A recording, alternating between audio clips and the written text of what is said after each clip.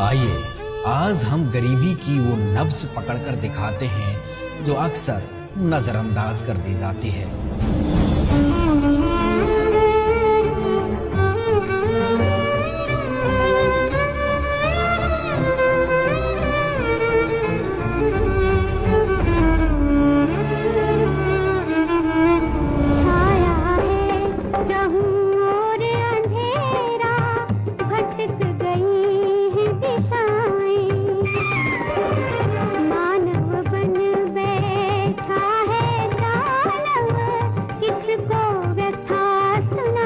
तो मेरे तो आंखों में आंसू आ गए मगर भगवान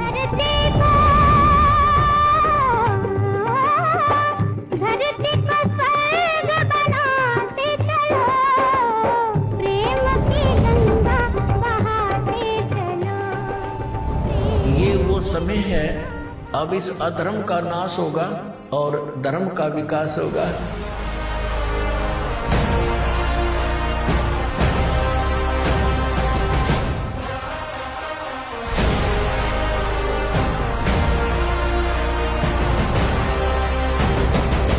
रामपाल जी ने बोल दिया, बेटा सतयुग का आगाज है, कोई भी भूखा नहीं रहेगा, कोई भी दुखी नहीं रहेगा।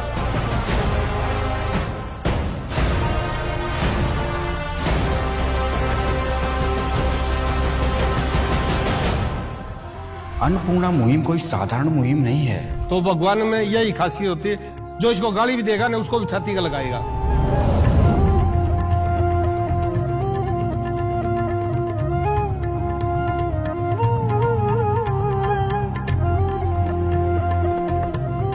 संत रामपाल जी महाराज ने ठानी है, हर गरीब की भूख मिटानी है। हम एक रोटी खा के रह सकते हैं, लेकिन किसी को भूखा नहीं सोने देंगे। काम आदमी का है, काम आदमी का औरों के काम आना, जीना तो है उसी का, जिसने ये राज जाना। देखिए 21 जून 2025 शनिवार को दोपहर 12 बजे फैक्टफुल डिबेट्स यूट्यूब चैनल पर।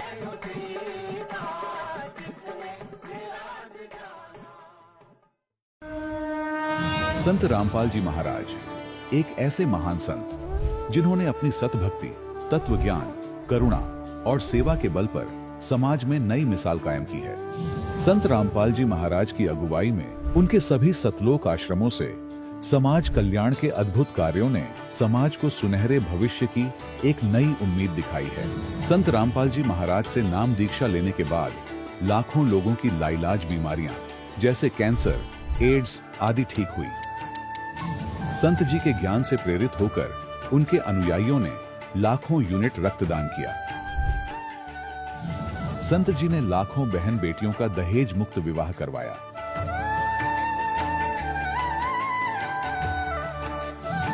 संत जी ने लाखों लोगों का नशा छुड़वाया, करोड़ों उजड़े परिवार बसे। संत जी के आश्रमों में समागम के दौरान निःशुल्क नेत्र चिकित्सा, दंत चिकित्सा प्रदान की जाती है। संत रामपाल जी महाराज द्वारा समय समय पर पर्यावरण संरक्षण के उद्देश्य से बड़े स्तर पर वृक्षारोपण किया जाता है। संत जी ने जरूरतमंदों को तत्काल राहत पहुंचाने के लिए एम्बुलेंस सेवा शुरू की। संत जी अपने अनुयायियों को देहदान के लिए प्रेरित करते हैं, जिससे मानवता की सेवा और चिकित्सा क्षेत्र में सुधार हो सके। संत रामपाल जी महाराज के सभी आश्रमों में हर रोज निःशुल्क भंडारा आयोजित किया जाता है, जहां हर वर्ग, हर जाति और हर धर्म के लोग एक साथ बैठकर भोजन करते हैं।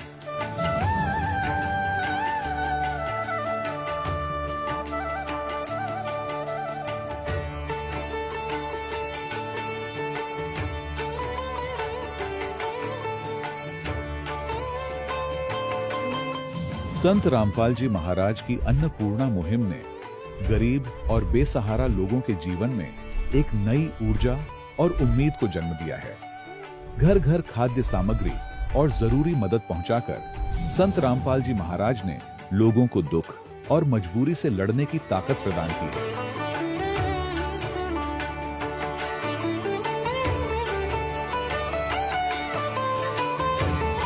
संत रामपाल जी महाराज द्वारा गरीब लोगों के लिए घर बनवाने का अद्भुत कार्य एक ऐसी मिसाल कायम कर रहा है जो सदियों सदियों संत जी की उदारता और दया भावना के तौर पर जाना जाएगा।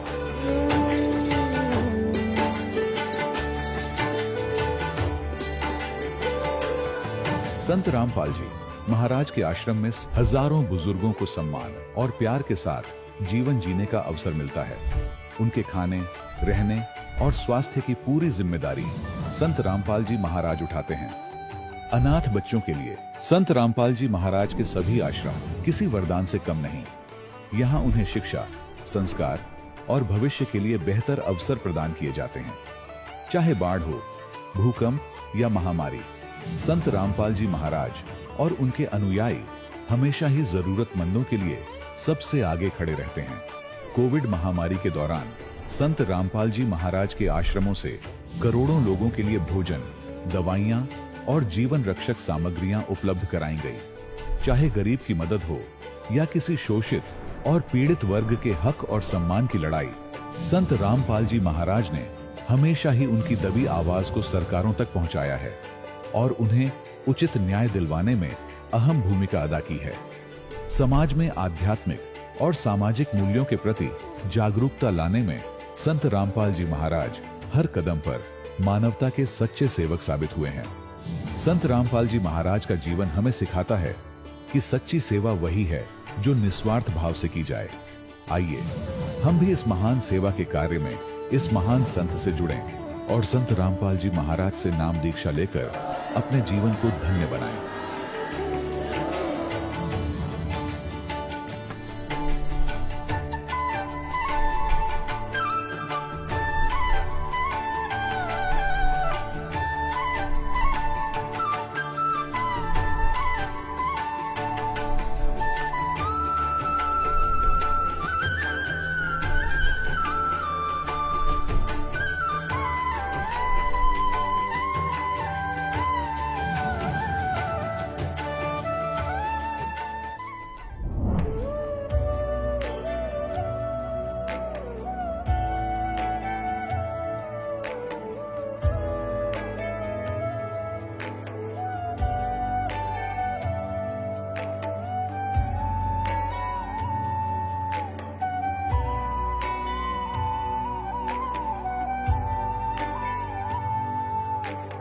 कौन ब्रह्मा का पिता है, कौन विष्णु की मां, शंकर का दादा कौन है, हमको दे बता।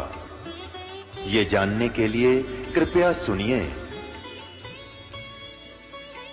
जगत गुरु तत्वदर्शी संत रामपाल जी महाराज के अमृत वचन सर्व पवित्र धर्मों के पवित्र शास्त्रों के आधार पर।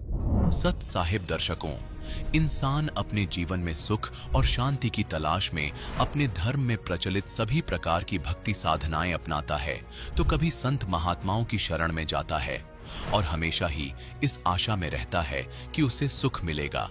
लेकिन जब उसे सभी जगहों से निराशा ही हाथ लगती है तो उसका मन टूटने लगता है और फिर धीरे धीरे वो नशे जैसी बुरी आदतों का शिकार हो जाता है। दर्शकों, ऐसी ही कहानी थी छत्तीसगढ़ के रहने वाले ठाकुर राम हिरवाणी जी की। इन्होंने भी अपने जीवन में सभी प्रकार की पारंपरिक भक्ति साधनाएं अपनाई, व्रत उपवास किए और अनेकों धार्मिक स्थलों की यात्राएं भी की, लेकिन इसके बावजूद भी इन्हें किसी भी प्रकार की ना तो मानसिक शांति मिली और ना ही शारीरिक सुख प्राप्त हुए। लेकिन दर्शकों, आज ठाकुर राम जी का कहना है कि जब से मुझे संत रामपाल जी महाराज की शरण मिली है और मैंने उनके द्वारा बताए गए भक्ति मार्ग को अपनाया है, तब से मेरे और मेरे परिवार का जीवन पूरी तरह से बदल गया है। दर्शकों, आखिर संत रामपाल जी महाराज ने इन्हें ऐसी कौन सी जड़ी बूटी दे दी जिससे इनकी वर्षों पुरानी नशे की लत छूट गई? आखिर इसके पीछे की सच्चाई क्या है? आइए सुनते हैं ठाकुर राम हिरवाणी जी की कहानी, उन्हीं की जुबानी। नमस्कार जी। नमस्कार सर। क्या नाम है जी आपका? मेरा नाम ठाकुर राम हिरवानी, ग्राम हड़गहन, जिला बालोद, छत्तीसगढ़ से हूँ। सर, संत रामपाल जी महाराज से नाम दीक्षा आपने कब ली? सर, मैं संत रामपाल जी महाराज जी से मार्च 2017 में लिया। संत रामपाल जी महाराज से नाम दीक्षा लेने से पहले आप क्या भक्ति साधनाएं करते थे? सर जी, मैं वही परंपरागत पूजा अर्चना में लगा हुआ था। श्री गणेश जी का, श्री दुर्गा जी का, हनुमान चालीसा वगैरह और शंकर जी के भी पूजा कर लेता था जी।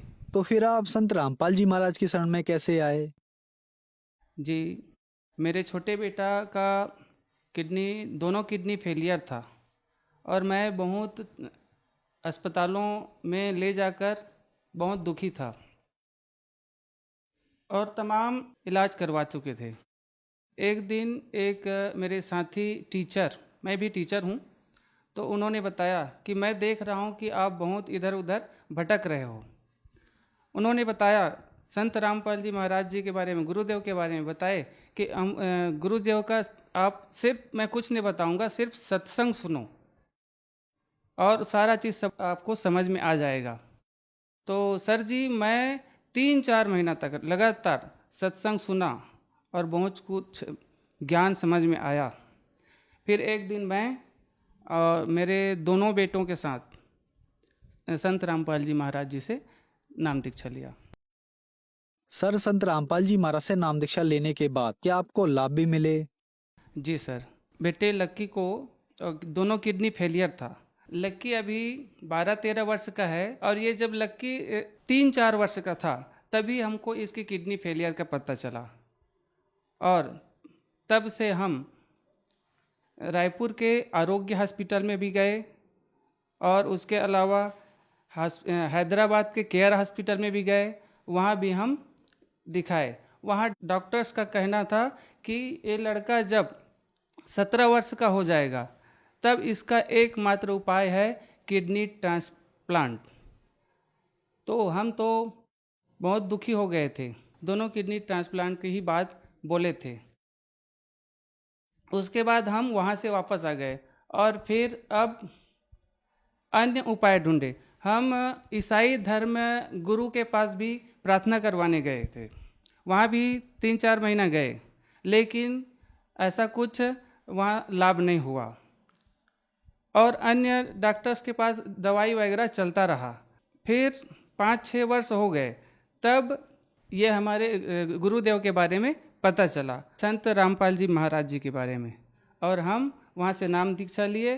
तब से लक्की को बीच बीच में फीवर वगैरह आ ही जाता था, लेकिन अब बिल्कुल स्वस्थ है और अभी आपके सामने है। सर जी, ये मेरा बेटा लक्की दास है। इसका दोनों किडनी फेलियर था और इसको बहुत ही समस्या थी।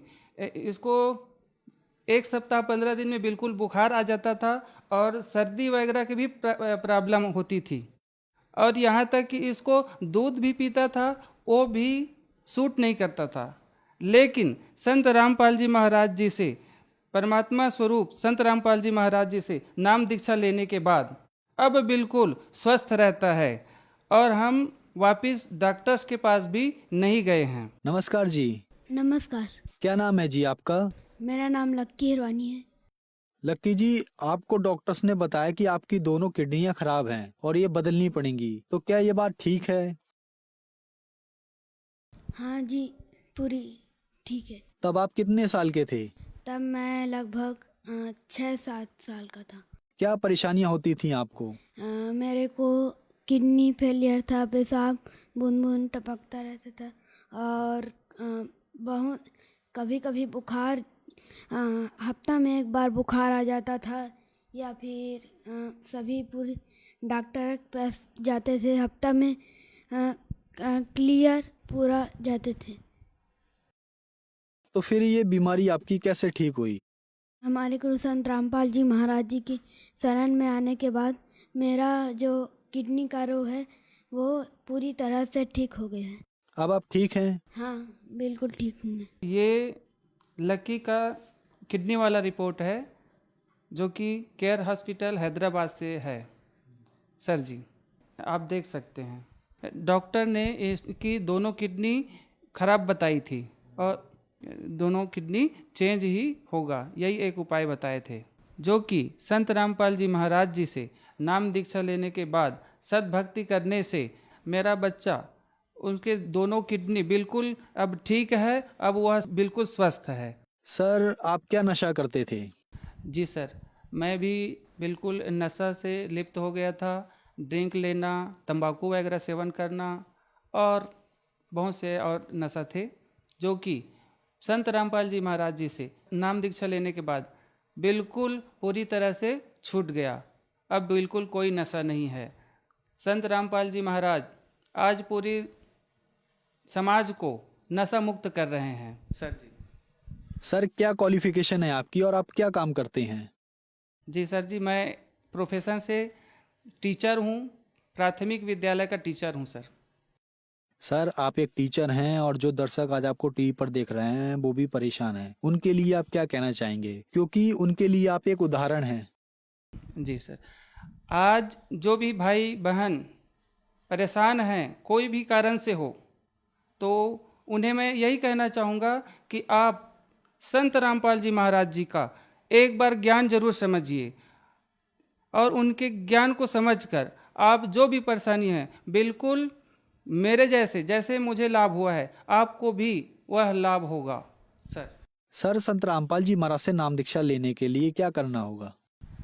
संत रामपाल जी महाराज जी से नाम दीक्षा लेना बहुत ही आसान है। आज बहुत से टीवी चैनल पर परमात्मा स्वरूप संत रामपाल जी महाराज जी का सत्संग आता है, उसके टीवी के नीचे चैनल पर कॉन्टैक्ट नंबर आते हैं, वहां से आप नाम दीक्षा केंद्र का पता करके नाम दीक्षा ले सकते हैं। धन्यवाद सर। धन्यवाद सर। दर्शकों, अभी आपने सुने संत रामपाल जी महाराज से दीक्षा प्राप्त करके सुखी हुए भक्त के अनुभव। अब देखिए जगत गुरु तत्वदर्शी संत रामपाल जी महाराज के मंगल प्रवचन। पुणात्मा, इस प्रकार अब ये पूरे विश्व में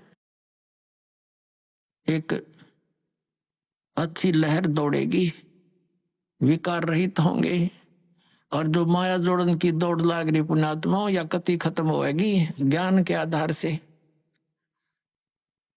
एक इंसान को जो भी मिलना है उसके प्रारब्ध में लिखा हुआ है और वो तो उसको मिलेगा ही मिलेगा। और अब जो आप इस साधना को करोगे, जो दास आपको बताएगा, आपके भाग में ना होगा और आपको आवश्यकता होगी, वो फिर भगवान अवश्य अपने कोटे तो देगा आपको। ये सत्कर मानना। फिर आप किस लिए चोरी करोगे, मिलावट करोगे और फिर पता चल जाएगा चोरी रिश्वत करने से तो विष खाना है। अपने घर पर रिश्वत लेकर मिलावट करके 2 नंबर का काम करके बच्चों को खिलाना, ये समझ लो उनको विष देने की जरूरत नहीं पड़ेगी आपने लास्ट में। ऐसी स्थिति हो जाएगी आपके परिवार की। हम क्यों फिर विष खाएं जब ज्ञान हो जाएगा ये विष है। तो अभी तक हमें कोई ये वादा करने वाला था ही नहीं कि तुम जो कर रहे गलत कर रहे हो, और कोई स्वयं भी उस पर रुकने वाला नहीं था। कह देता था तो खुद करता था। जैसे हमारे दादे परदादे पिताजी स्वयं हुक्का पीते थे और बच्चे साथ खड़े हो जाते, हुक्का का मुंह लगा देते, कहते थे मारूंगा तेरा, हट जा, बहुत बुरी चीज है इसको ना पीना, और खुद पीने लग रहे। तो बच्चे कब तक मानेंगे इस बात को? युवा होते हुए शुरू कर देते हैं, फिर उनको धमका भी नहीं सकते। तो ऐसे ही अभी तक जितने भी ये पंथ संत थे ये बुराइयां नहीं छुटवा सके, क्योंकि इनके पास वो वचन शक्ति नहीं थी और ना उनके उनसे उपदेशी को कोई आध्यात्मिक या कोई भौतिक लाभ हुआ। तो अब आपको सारे काम होंगे जो भगवान किया करता है। आपको परमात्मा मिल गया, परमात्मा के गुणों में लिखे हैं, वो रोगी को सुखी करे, निसंतान को संतान दे। भाई और भी हमारे ऊपर आने वाले प्रारब्ध के दुखों को भगवान दूर करता है, इसलिए भक्ति करते थे, इसलिए परमात्मा की खोज करते थे। ये गुण है मालिक के। जैसे बिजली के गुण हैं, बिजली के गुणों में लिखा है कि बल्ब भी जलेगा, ट्यूब भी जलेगी, पंखा भी चलेगा, कूलर भी चलेंगे और पशुओं का चारा काटने की मशीन भी चलेगी, आटा पीसने की चक्की भी घुमाती है वो। तो ये गुण है, लेकिन वो गुण कब होंगे? जब उसका कनेक्शन मिल जाएगा तब वो फल देगी। तो पुण्यात्माओं, जैसे ये पहले जितने भी संत पंथ हैं ये शास्त्र विदिता का मनमाना आचरण हमें दे रहे थे। ये हमें कनेक्ट नहीं कर सके उस पावर से जो लाभ दिया करती है। अब जैसे किसी ने 1 कीकर का लठ गाड़ के उसका तार बांध के पावर हाउस बना रखे हो और आगे उसे सब कनेक्शन लिए बैठे हैं, तो उनके कनेक्शन भी लिए हुए हैं, लेकिन वो गुण नहीं हो रहे जो इलेक्ट्रिसिटी करा करती है, क्योंकि इलेक्ट्रिसिटी का कनेक्शन है नहीं, वो तो कनेक्शन उसकी करके लटका बांध रखा है। तो इसी प्रकार ये शास्त्र विदिता का मनमाना आचरण करने वाले, जिनका आप कोई गुरु नहीं, जैसे श्री शिवजाल जी राधा स्वामी पंथ के प्रवर्तक, उनका कोई गुरु नहीं, यानी आगे कनेक्शन नहीं, जहां से पावर आनी थी वो तो कीकर का लट था एक समझ लो, और उससे फिर ये इतने तार जोड़ दिए सबने, और किसी को खक नहीं हो रहा, सारे लुट पेट कर बैठे हैं घर पे, क्योंकि इनको पता नहीं था कि कनेक्शन जोड़ कहाँ रखा है इन्होंने। अब दास ने बताया इनको कि वो खुद भूत बना बैठा है, शिवजाल जी राधा स्वामी पंथ का प्रवर्तक, तुम्हारी क्या यही दशा आपकी होगी जो उससे संबंधित रहेंगे, तो आपने त्यागना पड़ेगा उसको। और दास बताता हमारा कनेक्शन कहाँ से है। परमेश्वर कबीर देव जी जो जुल्हा धारण कहलाते थे, ये पावर हाउस है, ये अनंत कोट ब्रह्मांड के स्वामी हैं, और वहीं से हमारा पावर जुड़ा हुआ है। आदरणीय गरीबदास साहिब जी सीधे कबीर साहिब से जुड़े हुए थे, उनके शिष्य हुए सीधे, परमात्मा ने आकर उनको सतलोक दिखा और वापस छोड़ा। उसके बाद गरीबदास जी के पास शीतल दास जी, और उसके बाद हमारे गुरु जी, हमारा कनेक्शन जुड़ा हुआ उस पावर हाउस से, कनेक्टेड तार है सारे, और वो पावर आपके पास पहुंच रही है। आप सबको लाभ होगा ना, कैसे हो, पावर का तो गुण है, वो लाभ देगी ही देगी आपको। तो इस प्रकार पुण्यात्माओं, आप जी अब सुखी भी होगे, बुराइयों से भी बचोगे, क्योंकि आपको ज्ञान हो जाएगा।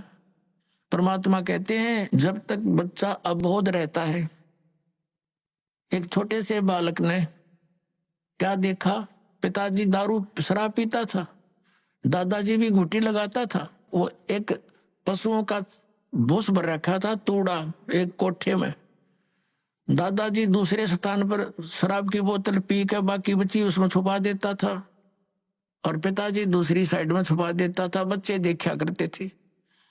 एक दिन उस बच्चे ने सोचा पिताजी पीवा दादा पीवा तो बढ़िया चीज होगी, तू भी पी ले। उसमें कीड़े मारने की दवाई थी, कोई विष था, वो बोतल भी उस तूड़े में दाबे रखी थी।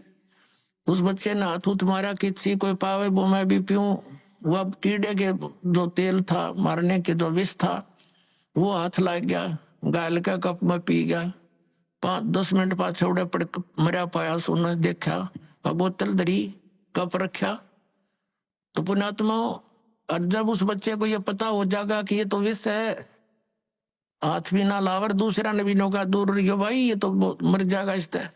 तो पुण्यात्माओं, परमात्मा हमें ये आगाह कराते हैं कि कौन सा विष है कौन सा अमृत है। और जब आपको ये ज्ञान हो जाएगा, फिर बताते हैं जैसे किरका जहर का रंग होरी हो, कहो कौन तिस खावे राम रंग होरी हो। होरी माने खुशी। जैसे कहीं पर विष का कण भी गिरा हो और आपको पता चल जाए ये विष का कण है, कहते उस कण को भी कौन खाओगा, किरके को उठा के दूर गिर का होगा, मिट्टी में दाब देगा और हाथ धोएगा, कहीं हमें प्रभाव ना कर जाए। तो परमात्मा कहते हैं जैसे किरका जहर का रंग होरी हो, कहो कौन तिस खावे राम रंग होरी हो। यानी भगवान के रंग में हम इसे रंग जाएंगे, और फिर होरी होरी माने खुशी खुशी होगी हमारे घर में।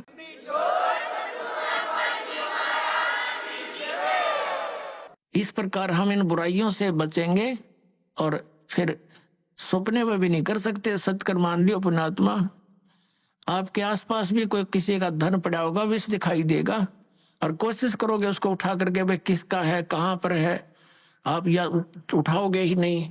और चोरी तो बहुत दूर की बात, मिलावट करना, रिश्वत लेना, किस लिए लेते हैं हम रिश्वत, किस लिए लेते हैं हम ये 2 नंबर का काम किस लिए करते हैं। बड़ी कोठी हो, फिर दो बेटियां उनकी शादी करनी, उसमें कई लाखों रुपए का दहेज देना है, यही 2 कारण है हमारी। ये और बड़ी कार हो, ये 3 कारण है जो हमें इस सब बुराइयों की तरफ खींच रहे हैं। तो हमने अपने बुद्धिमत्ता के साथ और तत्व ज्ञान के आधार से इनको बिल्कुल कम करना है। अब लड़कियों को कैर बना रखा हमने, 2 बेटी होगी सारा कुनबा रोने लग जाता है, क्या होगा, क्यों, क्योंकि उनके ब्याह पर खर्चा गणा करने लगे हम। ये समाज में बकवाद भर दी इन पिक्चरों ने तो अब हमने इसको खत्म कर देना है। बेटी का ब्याह करना है, सिंपल वैसे करो। विवाह तो भगवान करके भेजे है, संयोग वही जोड़ता है। माँ बाप 2-2, 3-3 साल धक्के खाए जाते हैं, संस्कार नहीं होता, परमात्मा 1 मिनट में कर देता है। तो वो मालिक का किया हुआ होता, उसको हमने सिर्फ उनको मिलन करना बच्चों का, परमात्मा की वाणी बोल दे और सिंपल साधारण तरीके से उनका विवाह करो जाओ, कभी कुछ नहीं दे। और बच्चों को भी ये ज्ञान हो जाएगा कुछ दिनों में कि परमात्मा देगा, उससे पूरा, उससे हमारा सफलता होगी, माँ बाप के दिए हुए से कभी सफलता नहीं होगी। अब हम कितना दे सकते हैं अपने बच्चे को? ये क्या माँ बाप आजीवन उसको दे सकता है सारे इतना दहेज में? नहीं दे सकता। बच्चा अपना करे और खाओ, भगवान पर आश्रित रहे, फिर भगवान देगा तब सफलता होगी। तो ये बकवाद हमने घर करी देखम देखा, अब इसको त्यागेंगे कति, सिंपल मकान बनावांगे। आज कोठी गार्डन पे 2-5-10 लाख रुपये की इधर उधर से कर लिए, कोठी बना दी हैं, और फिर मृत्यु होगी, वह कोठी नौकी न रहेगी। आप कुत्ता बन के उसकी गली में बैठा है छाया में, और वहां भी ना बैठने देखो, आते मारेगा लठ। तो हमने इतना ही काम करना है जो हमारा भक्ति में बाधक ना हो। हम सारा जीवन किले बनाने में, कोठी खरीदने के चक्कर में 100 पाप कर बैठते हैं, वो पाप हमारे साथ चले जाते हैं, वह कोठी और कार यहीं रह जाती हैं। तो इस ज्ञान के आधार से आप जी ने सबसे पहले तो हमने इस विवाह की क्रियाओं को बदलना पड़ेगा। उसके बाद फिर हमने इन कोठियों की जरूरत क्या है गणी? एक सिंपल मकान बनाओ जो भगवान ने आपको दे रखा है, अवश्य बनाओ, ठीक गर्मी सर्दी से बचने के लिए। और समय की, वर्तमान की जो आवश्यकताएं हैं, आपको कार भी चाहिए, मान ले स्पीड अच्छी होगी जमाने की, मोटरसाइकिल चाहिए। आप विश्वास करना परमात्मा आपको वो भी देगा, लेकिन सदुपयोग के लिए उसमें परमात्मा की कैसेट ला के चले, उसके अंदर भगवान की टेप चलावे, मालिक की चर्चा करता जावे और आवे, तो वो आपको सबको दे सकता है। मालिक के घर में किसी चीज की कमी नहीं, लेकिन दुरुपयोग ना हो।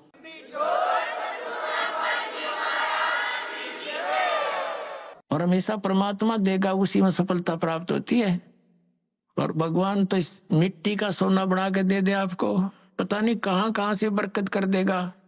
बीड़ी शराब मांस तम्बाकू छोड़ दिया, आप पर बरकत होगी। आपके रोग होना था वो लागत 2 लाख रुपए, अरे 100 रुपया की दवाई से मालिक ठीक कर देगा, बहाना सा करके, तो होगी बचत सारे शुरू। और पाप से दूना दुख होता बढ़ता चला जाता है।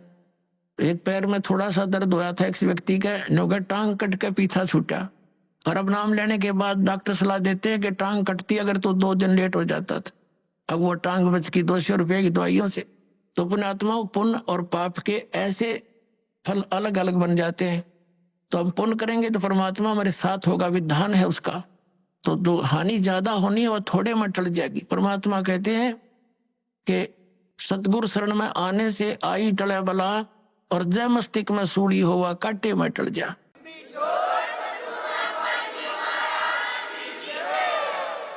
यदि हमारे प्रारब्ध के अंदर मृत्यु होनी हो तो परमात्मा कहते हैं कांटा लग जाने से उसको इतने में ही आपके उस पाप को वो परमात्मा कैंसिल करवा देगा। तो इसलिए भगवान की खोज हम किया करते थे। तो पुण्यात्मा, हमारे जो अध्यात्म गुरु थे वो तत्व ज्ञानहीन और हमारे सदग्रंथों से अपरिचित थे। पवित्र हिंदू धर्म से पहले कोई मजहब नहीं था। जो कोई भक्ति या तो करता नहीं था, करता था तो वेदों अनुसार ही करता था। पवित्र हिंदू धर्म का उत्थान आदि शंकराचार्य जी से माना जाता है। आज से 2520 वर्ष पूर्व उनका जन्म हुआ, यानी ईसा जी से 508 वर्ष पूर्व। उसके बाद ही ईसाई धर्म का उत्थान हुआ। ईसा जी का जन्म आज से 2012 वर्ष पहले हुआ, और उस ईसाई धर्म के बाद ही मुसलमान धर्म का उत्थान हुआ। लगभग 1400 वर्ष उसको हुए हैं। अब हमारा जन्म पवित्र हिंदू धर्म में हुआ।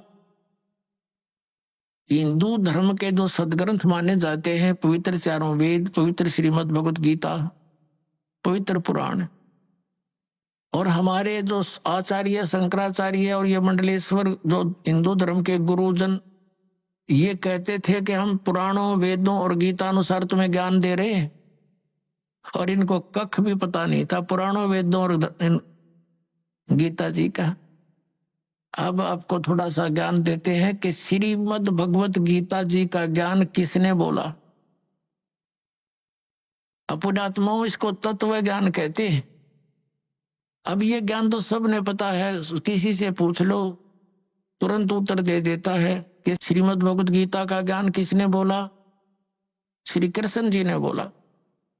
अपुण्यात्माओं यदि इस इतना ही कहने से बात बन जाती तो फिर गुरुओं की आवश्यकता क्या थी इन सदग्रंथों को समझने की। श्रीमद् भगवत गीता के अंदर श्री कृष्ण जी का तो रोल ही नहीं कहीं पर भी। पुण्यात्माओं ये वचन सुनोगे तो उठपटांग लगेगी आपने, क्योंकि आप जी ने ऐसे गुरु मिले जिन आज तक यो ज्ञान निर्णय करके बताया ही नहीं। जब तक हम सृष्टि रचना से परिचित नहीं होते तब तक हम इस पॉइंट को नहीं समझ सकते जो दास अब क्लियर करने जा रहा है। सृष्टि रचना के विषय में स्वयं परमेश्वर ने आके बताया है कबीर साहब ने। यहाँ सृष्टि रचना तो नहीं सुनाऊंगा, लेकिन थोड़ा सा हिंट सदग्रंथों का दे करके और श्रीमद् भगवत गीता का ज्ञान किसने दिया वो बताएंगे। श्रीमद् भगवत गीता अध्याय नंबर 15 के श्लोक नंबर 16 और 17 में 3 पुरुष हैं, एक सर पुरुष, एक अक्षर पुरुष, एक परम अक्षर पुरुष है। 17वें श्लोक में जो कहा है कि उत्तम पुरुषत्व ने वो परम अक्षर पुरुष है। उसके विषय में गीता जी अध्याय नंबर 8 के श्लोक नंबर 1 में अर्जुन ने पूछा कि आपने जो 7वें अध्याय के 29वें श्लोक में जिस तत्ब्रह्म के विषय में जानकारी दी है कि उसको जानकर फिर प्राणी केवल जरा और मरण से ही छूटने का प्रयत्न करता है, तो किम तत्ब्रह्म 8वें अध्याय के गीता जी के प्रथम श्लोक में प्रश्न किया अर्जुन ने। गीता ज्ञानदाता ने 8वें अध्याय के 3रे श्लोक में उत्तर दिया कि वो परम अक्षर ब्रह्म है। तो पुण्यात्माओं ये सरपुरुष कौन है? ये स्वयं ब्रह्म है, ये काल है, ये गीता ज्ञान बोल रहा है। अक्षर पुरुष कौन है? जो 7 संग ब्रह्मांड का स्वामी है, उसका यहाँ कोई रोल नहीं है। इसलिए हमारे इस अध्यात्म ज्ञान में इस पृथ्वी लोक पर विशेषकर 2 पुरुषों का, 2 भगवानों का रोल है। एक तो इस सरपुरुष यानी ब्रह्म का, जो श्री कृष्ण जी में प्रवेश करके गीता जी का ज्ञान बोल रहा है, जिसने ज्ञान बोला। और दूसरा परम अक्षर ब्रह्म है, जो उत्तम पुरुषत्व अन्य परमात्मा इति उदाहरते यह लोक चरमावि से विवर्ती अवे ईश्वर है। गीता जी अध्याय नंबर 15 के श्लोक नंबर 17 में। और 8वें अध्याय के 3रे श्लोक में गीता ज्ञानदाता स्वयं कहता है वो परम अक्षर ब्रह्म है। तो ये गीता ज्ञानदाता 8वें अध्याय के 13वें श्लोक में कहता है कि ओम इति एकाक्षरम ब्रह्म व्यवहारण माम अनुस्मरण ये प्रयाति तजन देहम स याति परमागति। मुझ ब्रह्म का केवल एक ओम मंत्र है, और इसका जो उच्चारण करके श्रवण करता हुआ शरीर छोड़कर जाता है, ओम नाम से मिलने वाली जो परम गति उसको प्राप्त होता है। वो कौन सी है? ब्रह्मलोक। ओम नाम से ब्रह्म का है, ब्रह्मलोक में रहता है ब्रह्म, तो ब्रह्म प्राप्ति होती है। 8वें अध्याय के 16वें श्लोक में लिखा है ब्रह्मलोक पर्यंत भी जन्म मृत्यु के अंदर है। ये भी पूर्ण मोक्ष नहीं हुआ, क्योंकि ब्रह्मलोक में गए हुए प्राणी भी वापस आते हैं। और गीता ज्ञानदाता स्वयं भी कहता है 2रे अध्याय के 12वें श्लोक में, 4थे अध्याय के 5 और 9 श्लोक में, 10वें अध्याय के 2रे श्लोक में कि अर्जुन तेरे और मेरे बहुत जन्म हो चुके। इसलिए 18वें अध्याय के 62वें श्लोक में गीता ज्ञानदाता कहता है कि तू सर्वभाव से उस परमेश्वर की शरण में जा, उसकी कृपा से ही तू परम शांति को, सनातन परम धाम को प्राप्त होगा। गीता जी अध्याय नंबर 15 के श्लोक नंबर 4 में कहा कि जब तत्वदर्शी संत मिल जा, उसके बाद उस परमेश्वर के उस परम पद की खोज करनी चाहिए, जहां जाने के बाद साधक फिर लौटकर कभी संसार में नहीं आते। और जिस परमेश्वर ने सब ब्रह्मांडों की रचना की है, और केवल उसी की भक्ति करो, ये गीता ज्ञानदाता कहता है। तो इससे सिद्ध है कि श्रीमद् भगवत गीता का ज्ञान देने वाले से भी कोई और एक सुप्रीम पावर है। अब श्रीमद् भगवत गीता का ज्ञान कौन दे रहा है? जो ये कह रहा कि मेरा एक ओम नाम है, ओम नाम ब्रह्म का है, और ये ब्रह्म कौन है? ये काल है। इसने प्रतिज्ञा कर रखी है कि मैं कभी किसी के समक्ष नहीं आऊंगा, मेरे कर्म और जन्म अलौकिक है। गीता जी अध्याय नंबर 4 के श्लोक नंबर 9 में यह कहता है कि अर्जुन मेरे जन्म और कर्म दिव्य है, अलौकिक है। पुण्यात्माओं, अब हम आपको श्रीमद् भगवत गीता जी का ज्ञान किसने बोला ये थोड़े से संक्षिप्त में सुनाएंगे। श्री कृष्ण जी का तो रोल ही नहीं है गीता जी के ज्ञान में।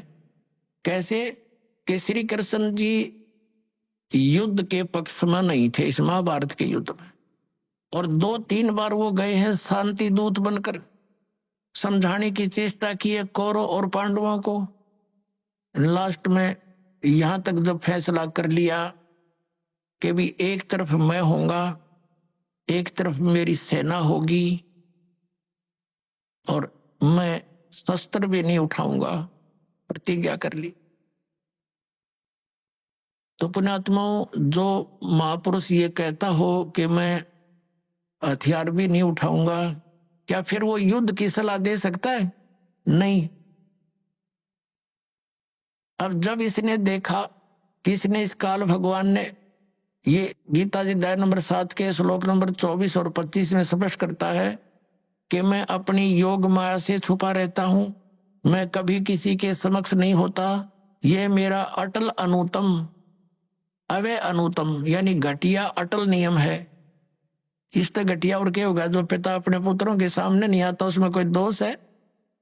तो इस कारण इस प्रकार वो स्पष्ट करता है कि मैं अपनी योग माया से छुपा रहता हूं, और मुझ अव्यक्तम व्यक्तिम आपन मनन्ते, मैं तो अव्यक्त रहता हूं और मुझे कृष्ण मान रहे हैं ये मूर्ख जन समुदाय। I am not Krishna, Gita ज्ञानदाता कहता। अब ये इसके जन्म और कर्म कैसे अलौकिक है पुण्यात्माओं। ये काल जो है, जैसे आप जी ने श्री शिव पुराण के अंदर विद्वेश्वर संहिता के अंदर आपको दिखाएंगे, तो उसके अंदर क्या लिखा है कि ब्रह्मा और विष्णु जी का आपस में इसी बात पर युद्ध हो गया। ब्रह्मा जी कहते हैं विष्णु जी को कि मैं तेरा जनक हूं, मैं तेरा बाप हूं, तेरी उत्पत्ति मैंने की है। विष्णु जी कहते हैं मैं तेरा बाप हूं, तेरी उत्पत्ति मेरी नाभि कमल से हुई है। इसी बात पर इनका युद्ध हो गया। इसको समाप्त कराने के लिए इनके पिता, जिसने यह गीता का ज्ञान बोला, ये इनका पिता है, ये काल रूपी ब्रह्म सदा शिव यही है। इसने इन दोनों के बीच में एक तेजो में लिंग खड़ा कर दिया, स्तंभ, और बहुत लंबा चौड़ा, ये ऊपर नीचे घूमने लगे। उसका और छोर प्राप्त करने के लिए युद्ध बंद हो गया। फिर ये स्वयं अपने पुत्र शिव का रूप धारण करके खड़ा हो गया। फिर इनको समझाने लगा कि तुम भगवान नहीं हो, यू आर नॉट गॉड, तुमने अपने आप को इस मान लिया, जैसा कि आपको बहुत बार दिखाया है दास ने। फिर ये कहता है कि पुत्रों, ब्रह्मा और विष्णु को, कि तुमने जो दो डिपार्टमेंट जैसे उत्पत्ति और स्थिति का तुमने मुझसे प्राप्त किए तपस्या करके, इसी प्रकार 2 कृत महेश्वर और रुद्र को ने प्राप्त किए मेरे से ही। तो इसका मतलब यू 5वां है जो श्री शिव पुराण का ज्ञान और ब्रह्मा विष्णु को जो ज्ञान दे रहा है, यू इनका पिता है। और ये उसी विद्वेश्वर संहिता में इसी चैप्टर में कहता है कि मेरा एक ओम अक्षर है, नथिंग एल्स, और इसका सेवन करो, इसका सेवन करने से मेरा ही स्मरण होता है। तो इससे सिद्ध हो गया कि जो शिव पुराण के विद्वेश्वर संहिता के अंदर बोल रहा है वो काल है, और वो शिव रूप बना के खड़ा हो गया। ऐसे ये छल करता है, किसी को ब्रह्मा रूप में दर्शन दे देता है, किसी को विष्णु जी के रूप में दर्शन दे देता है, तो वो विष्णु जी की महिमा गाने लग जाता है कि विष्णु जी आप ही भगवान हो, आप छुपाए हुए हो अपने आप को। इस प्रकार इनको भ्रम हो जाता है। और ये कैसे इसके कर्म अलौकिक है, अब आपको दिखाते हैं थोड़ा प्रमाण सदग्रंथों में। एक बार देवताओं का और असुरों का, राक्षसों का युद्ध हो गया, और राक्षस विजयी हो गए, देवता भाग गए, मैदान छोड़ गए। देवताओं ने कहीं जाकर के इकट्ठा होकर भगवान विष्णु की आराधना की, और ये विष्णु रूप धारण करके, ये ब्रह्मा विष्णु महेश का पिता जिसने गीता बोली, ये वहां प्रकट हो गया। और इसने पूछा कि तुम्हारे मन की बात मैंने जान ली है, और आप जाओ, जो ससाद का पुरंजय नामक पुत्र है उसको युद्ध के लिए खड़ा कर दो, राक्षसों के आमने सामने खड़े हो जाओ और उसको तैयार कर लो। मैं उसके शरीर में प्रवेश करूंगा और राक्षसों को मार दूंगा। अब दिखाता हूं आपको, ये देखिएगा श्री विष्णु पुराण, गीता प्रेस गोरखपुर से प्रकाशित है।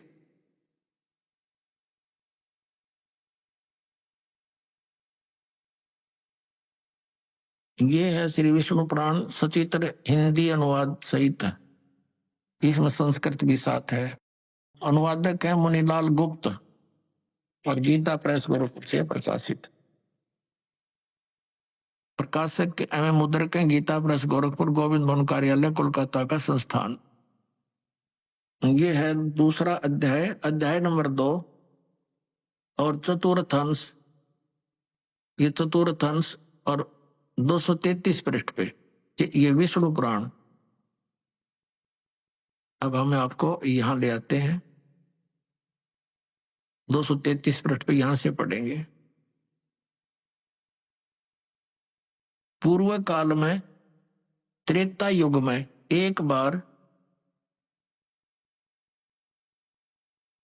अति भीषण देव असुर संग्राम हुआ, देवताओं और राक्षसों का। उसमें महाबलवान दैत्यगण से पराजित हुए देवताओं ने भगवान विष्णु की आराधना की। तब आदि अनंत शून्य अशेष जगत प्रतिपालक श्री नारायण ने देवताओं से प्रसन्न होकर कहा, आप लोगों का जो कुछ अभिष्ट है वह मैंने जान लिया है। तुम जो चाहते हो मैं समझ गया। उसके विषय में यह बात सुनिए। राज ऋषि ससाद का जो पुरंजय नामक पुत्र है, उस अक्षत्रिय श्रेष्ठ के शरीर में अंश मात्र से यानी कुछ समय के लिए स्वयं अवतीर्ण होकर उन संपूर्ण दैत्यों का नाश करूंगा। अतः तुम लोग पुरंजय को दैत्यों के वध के लिए तैयार करो। ठीक हो गया। अब इसने क्या किया, पुरंजय को खड़ा कर दिया, देवताओं ने समझा बुझा के, और राक्षस भी सामने हो गए। ये काल जो है उस पुरंजय के अंदर प्रवेश कर गया, क्योंकि ये 1000 भुजा का 1000 कला का मालिक है। ब्रह्मा विष्णु महेश ये 16 कला के मालिक हैं, तो इसमें शक्ति ज्यादा, इसने उन सब राक्षसों को मार डाला। तो अब दूसरा उदाहरण देते हैं आपको। एक समय गंधर्वों का और नाग वंशियों का, नाग गोत्र के व्यक्तियों का आपस में युद्ध हो गया। तो गंधर्वों ने नागों को पराजित कर दिया और उनके सब धन लूट लिया। तो फिर नाग वंशियों ने यानी नाग गोत्र वाले व्यक्तियों ने इकट्ठे होकर भगवान विष्णु की आराधना की। फिर ये विष्णु रूप में काल प्रकट हो गया। इसने कहा कि आप जाओ और ऐसे ही पुरुकुत्स को तैयार करो, पुरुकुत्स को उसको तैयार करो, उसके शरीर में प्रवेश करके मैं गंधर्व का नाश कर दूंगा। अब देखो प्रमाण, ये है अध्याय नंबर 3 और चतुर्थ अंश श्री विष्णु पुराण, पृष्ठ 242 पे, यहाँ नीचे आइएगा। तीसरा अध्याय। पूर्व काल में रसातल में मोने नामक 6 करोड़ गंधर्व रहते थे। उन्होंने समस्त नाग कुल के प्रधान रतन और अधिकार छीन लिए थे। गंधर्वों के पराक्रम से अपमानित उन नागेश्वरों द्वारा स्तुति किए जाने पर उसके श्रवण करने से जिनकी विकसित कमल सदृश आंखें खुल गई हैं, निंद्रा के अंत में जागे हुए उन दलशाही भगवान सर्वदेवेश्वर को प्रणाम कर उनसे नाग गुणों ने कहा, भगवान इन गंधर्वों से उत्पन्न हुआ हमारा भय किस प्रकार शांत हो। तब आदि अनंत रहित भगवान पुरुषोत्तम ने कहा, यो नासव के पुत्र मान धाता का जो यह पुरुकुत्स नामक पुत्र है, उसमें प्रविष्ट होकर मैं स्पष्ट कर दिया, प्रविष्ट होकर उसमें प्रवेश करके मैं उन संपूर्ण दुष्ट गंधर्वों का नाश कर दूंगा। हो गया स्पष्ट। अब इसके कर्म अलौकिक ऐसे हैं ये कहता मेरे कर्म दिव्य हैं। इसी प्रकार इसने श्री कृष्ण जी में प्रवेश करके गीता का ज्ञान वेदों वाला प्लस में अपने युद्ध कराने की जो अटकलबाजी, ये श्रीमद् भगवत गीता नाम से 18 अध्याय इसने बोले और आखिर में डरा धमका के विराट रूप दिखा के भयंकर रूप जिसको देखकर कांपन लग गया अर्जुन जैसा योद्धा, और लास्ट में डरते ने हां भर ली अर्जुन ने कि उसने सोच लिया कि इसका उद्देश्य युद्ध करवाना है और यदि मैं ना कर दूंगा और इसने फिर एक बार वो विराट रूप दिखा दिया मेरा हार्ट अटैक हो जाएगा, इसलिए इसने अपनी भलाई समझी कि मरना तो मैंने है ही, युद्ध करूंगा वहां भी मारा जा सकता हूं, और जब इसने फिर विराट रूप दिखा दिया फिर भी मारा जा सकता हूं, और भगवान के इरादे से वो परिचित हो गया था कि ये युद्ध चाहता है। तो इसने कह दिया कि हाँ जी मैं आप सब समझ गया हूं, आप जो कहना चाहते हो मैं युद्ध कर लूं। नहीं, श्री कृष्ण युद्ध करवावे, जब पहले वो मना कर रहा था कि नहीं आप युद्ध मत करो नाश हो जाएगा। और फिर ये क्या कहते हैं हमारे धर्मगुरु कि अर्जुन अक्षत्रिय धर्म का पालन नहीं कर रहा था इसलिए भगवान ने उसको प्रेरित किया। अरे श्री कृष्ण स्वयं क्षत्रिय था, और जब काल्यवन ने चढ़ाई करी मथुरा के ऊपर स्वयं भगवान युद्ध मैदान छोड़कर भाग गए थे, जिस कारण से उनको रण छोड़ भगवान का कहा जाता है। तो उन्होंने उस समय भी अपने क्षत्रिय धर्म का पालन त्याग दिया इसलिए कि जिस कारण से अनर्थ टल जावे नाश ना होए। तो क्या वो व्यक्ति फिर अक्षत्रिय धर्म के पालन करने के लिए इसे नाश करने की सलाह दे सकता है? तो पुण्यात्माओं अब हमने इन सदग्रंथों से स्वयं परिचित होना है। ठीक है, इन्होंने जितना ज्ञान दिया वो इनके सत्र का इनके पास रहे। अब हम सदग्रंथों के अनुसार साधना करेंगे और ज्ञान ग्रहण करेंगे। अब आपको दिखाते हैं कि श्री कृष्ण जी को तो पता नहीं मैंने क्या बोला था गीता जी में। पुण्यात्माओं महाभारत का युद्ध हो लिया, कौरवों का नाश हो गया, पांडव राजगद्दी पर विराजमान हो गए। उसमें श्री कृष्ण के अंदर से काल निकल गया, ओनली श्री कृष्ण विद्यमान था, प्रेजेंट था। एक दिन श्री कृष्ण जी ने कहा कि अब मैं वापस जाता हूं द्वारका को और तुम अपना राज करो। अर्जुन ने कहा कि भगवान आप हमें कुछ सत्संग अध्यात्म ज्ञान सुना कर जाओ, क्योंकि आप हमारे गुरु हो, एक सत्संग करके जाइयो। और अर्जुन ने कहा भगवान जब श्रोतागण सामने बैठे थे, अर्जुन और कृष्ण वहां पर टहल रहे थे, सत्संग का समय के इंतजार करे थे, श्रद्धालु आ रहे थे, तब श्री कृष्ण जी से अर्जुन ने कहा भगवान कृपा मुझे वही ज्ञान सुनाना जो आपने युद्ध के दौरान सुनाया था, यानी वो गीता जी का ज्ञान बताना। अब मैं भूल गया हूं, बुद्धि के दोष से मुझे याद नहीं रहा। श्री कृष्ण जी कहते हैं कि तू बड़ा श्रद्धाहीन है अर्जुन, तू बड़ा बुद्धिहीन है, तूने उस ज्ञान को याद क्यों नहीं रखा? और अर्जुन पर तो डांट मार रहे हैं कि तूने याद क्यों नहीं रखा, और स्वयं कह रहे हैं अब मैं पूरा जो का तो तुझे उसको नहीं बता सकता, क्योंकि उस समय मैंने योग युक्त होकर ये ज्ञान बोला था। भले आदमियों, जब युद्ध के इसे खतरनाक भयंकर समय में योग युक्त हुआ जा सकता है तो इस पीस में क्या दिक्कत आ गई योग युक्त होने में? अब हो जा 2 मिनट लगे जो ज्ञान होता उसने बोला हो, तो उसने बोला ही नहीं था। ये श्री कृष्ण में प्रवेश करके काल बोल गया। जैसे आप देखते हो एक प्रेत आत्मा दूसरे के शरीर में प्रवेश कर जाती है और वो प्रेत बोलता रहता है, बहुत कुछ बोल जाता है। उसके जाने के बाद जिस शरीर की वो आत्मा अपने सचेत होती है, फिर उसको कोई अन्य ही बताते हैं, ऐसे बोल रहा था तू, ऐसे बोला, ऐसे बोला। उसको कुछ नहीं पता होता मैंने क्या बोला, और ही बताते हैं, फिर वो कहने लग जाता मैंने एक दिन ऐसे बोला। तो ऐसे श्री कृष्ण जी में प्रवेश करके उसकी आत्मा को दबा कर ये काल बोल गया सारे काम ने, और उसके निकलने के बाद फिर ओरिजिनल कृष्ण था वो क्या बोलता है दिखाता हूं आपको। देखिए ये संक्षिप्त महाभारत द्वितीय खंड, ये संक्षिप्त महाभारत, ये द्वितीय खंड, गीता प्रेस गोरखपुर से प्रकाशित है। संपादक तथा संशोधक हैं जयदयाल गोविंद का, जिसने मद्भुत गीता का भी अनुवाद किया है। गीता प्रेस गोरखपुर से प्रकाशित है।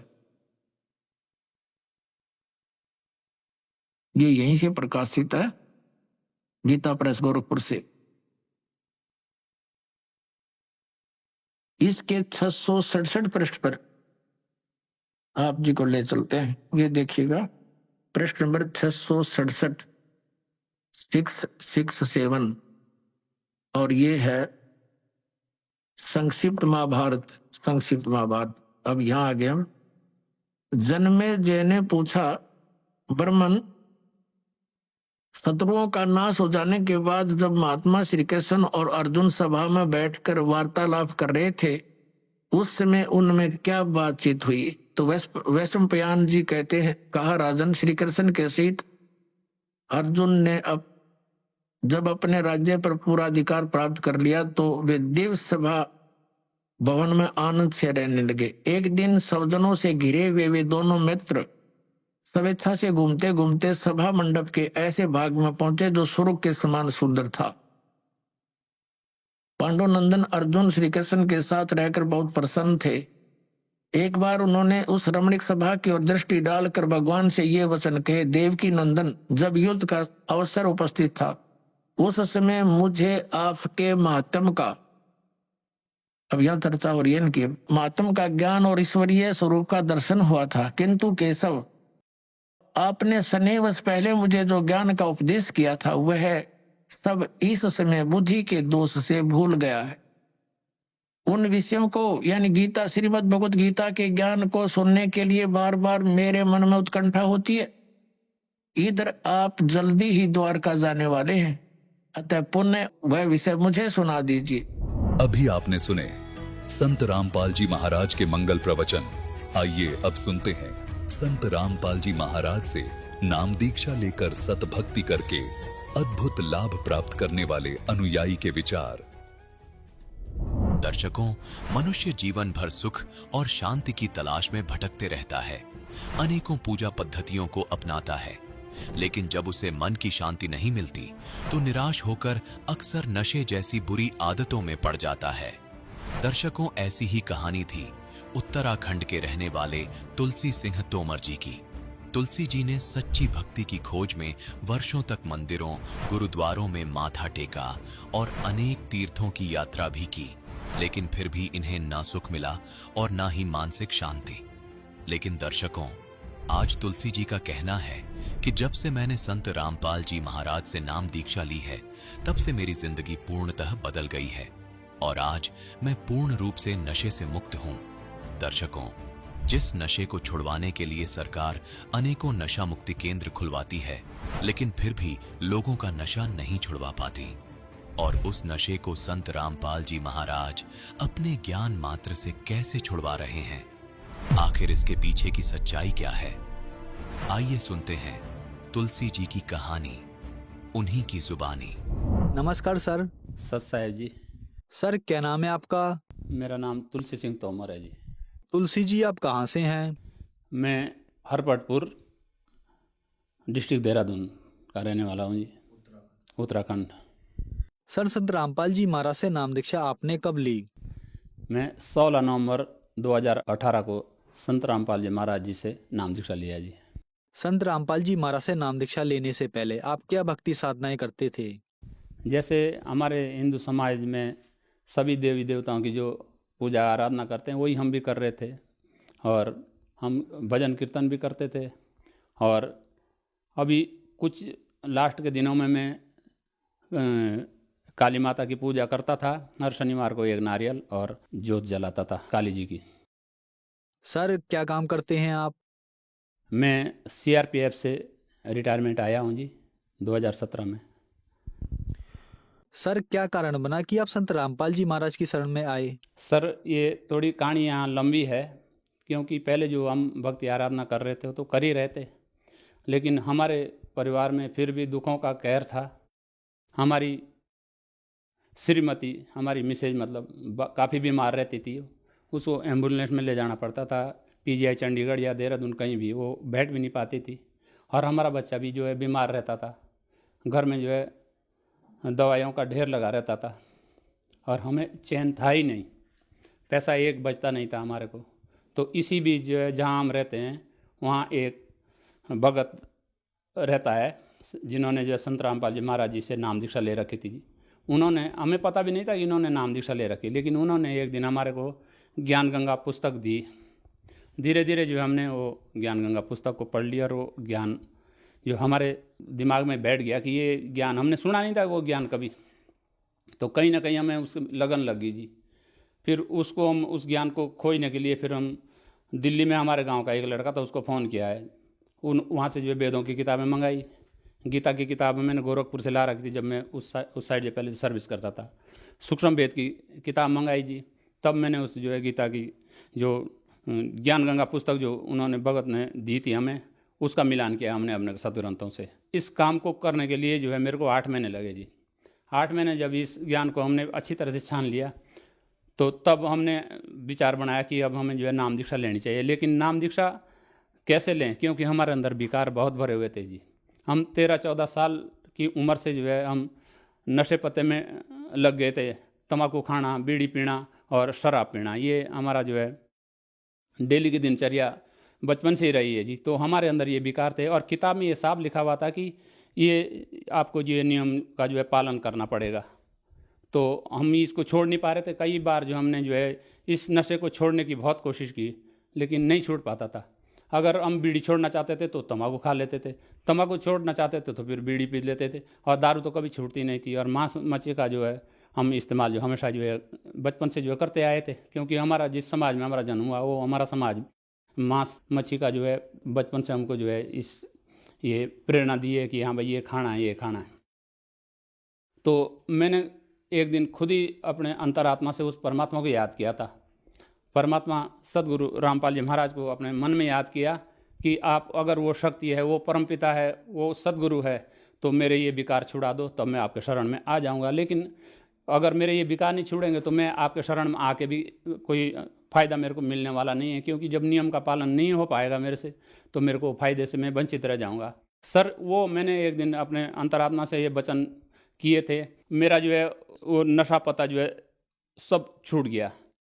15-20 दिन में खूब आजमा के देख लिया कि कब अब मेरे को जो है नशा पता करने का कोई मन तो नहीं कर रहा है, कुछ नहीं हुआ। तब जाके जो है हमारे नज़दीक में जो है सतगुरु रामपाल जी महाराज जी ने जो है ये कृपा कर रखी, हमारे बहुत नज़दीक जो है नामदान सेंटर खोल रखा है रामपुर में, और वहाँ जाके जो है फिर हम परमात्मा रामपाल जी महाराज जी के नामदान सेंटर पे जो है नाम दीक्षा मिल गई जी हमारे को।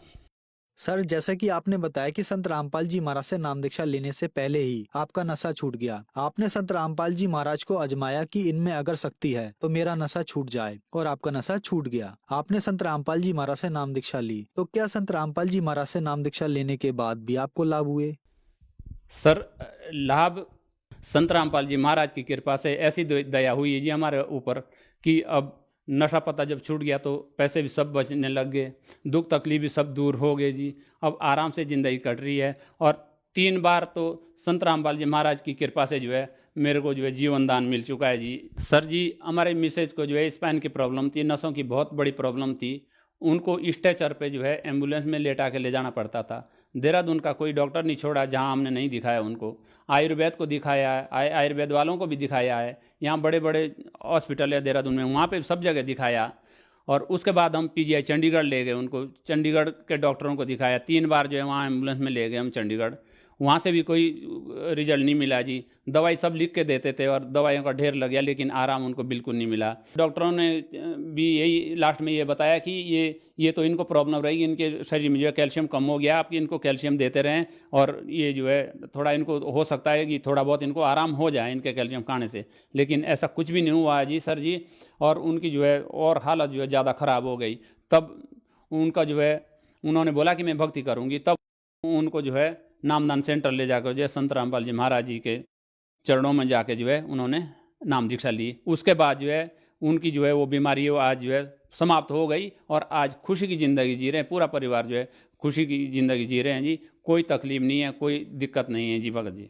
सर जी, मैं 13-14 साल की उम्र से नशा पता करता था, बीड़ी सिगरेट तंबाकू खाना या दारू पीना, ये बचपन से मैं इसका नशा करता था और इसको मैं फिर बाद में छोड़ने की भी बहुत कोशिश किया लेकिन नहीं छूटता था जी। संत रामपाल जी महाराज जी के शरण में आने से जो है मेरे सारे नशे छूट गए जी और आज मैं सब नशों से मुक्त हूँ और संत रामपाल जी महाराज जी द्वारा दी गई साधना कर रहा हूँ और अब मेरा मोक्ष होना भी निश्चित है, क्योंकि ये जो ज्ञान है इसको मैंने खुद भी जो है अपने सदग्रंथों से जो है मिला के देख लिया है। ये फाइनल ज्ञान है जी।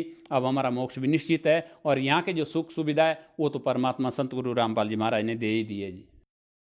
सर, आप सीआरपीएफ से रिटायर्ड हैं और आप एक एजुकेटेड पर्सन हैं। आपने बताया कि आप 13-14 साल की उम्र से नशा कर रहे थे, नशा नहीं छोड़ पा रहे थे, लास्ट तक आपने नशा किया। लेकिन जब आपने संत रामपाल जी महाराज को आजमाया कि अगर आप में कोई शक्ति है तो मेरा नशा छूट जाए, और आपका नशा छूट भी गया। तो जो दर्शक आज आपको टीवी पर देख रहे हैं, नशे से ग्रस्त हैं और नशा छोड़ना चाहते हैं, उनके लिए आप क्या कहना चाहेंगे? सर जी, जो अभी मेरे को लाइव देख रहे हैं, मैं उनसे सबसे करबद्ध प्रार्थना करता हूं कि जैसे मैं बचपन से जो है नशे में डूबा हुआ इंसान था, जैसे मैं आज इंसान बन गया, नशे पत्ते से दूर हो गया, सद्भक्ति मिल गई, ऐसे पूरी दुनिया जो है संत रामपाल जी महाराज जी से जो है नाम दिशा लेकर अपने नशे को से जो है अपना छुटकारा पा सकते हैं। सर, संत रामपाल जी महाराज से नाम दीक्षा कैसे ली जा सकती है? सर जी, नाम दीक्षा लेना जो है संत रामपाल जी महाराज ने इतना आसान कर दिया है जी। अगर आप टीवी देख रहे हैं तो नीचे एक पीली पट्टी चलती है जी सत्संग के साथ साथ, उसमें जो है आश्रमों के नंबर दिए जाते हैं। किसी भी नंबर पर जो है आप कॉल करके जो है पूरी डिटेल आप ले सकते हैं जी। पुस्तक मंगा सकते हैं जी, आप आश्रमों के से जो है और जानकारी ले सकते हैं, नामदान सेंटरों की जानकारी ले सकते हैं और ज्ञान की जो है जानकारी ले सकते हैं जी। इतनी सुविधा कर रखी है परमात्मा रामपाल जी महाराज जी ने। धन्यवाद सर। सत साहेब जी।